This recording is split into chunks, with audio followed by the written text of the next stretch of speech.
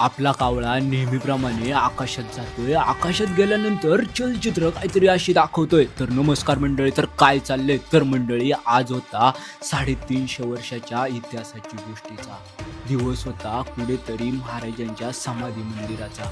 ह्या समाधी मंदिरावरून दुसऱ्या समाधी मंदिराकडे येत असताना शेजारून जात असलेली सिधा नदी काहीतरी आपल्या चिमणीसारख्या डोळ्यांना आणि आपल्या कावळ्यासारख्या ड्रोनला वरतून काहीतरी अशी दिसत होती.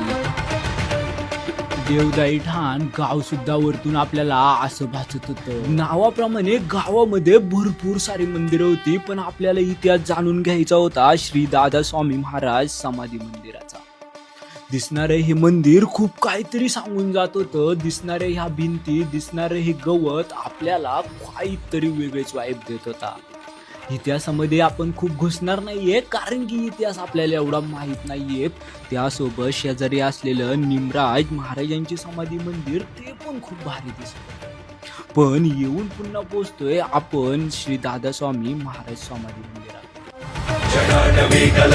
प्रवाह पावितस्थले गले विलंबितं भुजंगतुंगमालिकं मट्टमट्टमट्टमन्निनादवट्टमर्वयं चकार चण्डताण्डवस्तनोऽस्तु नः शिव शिव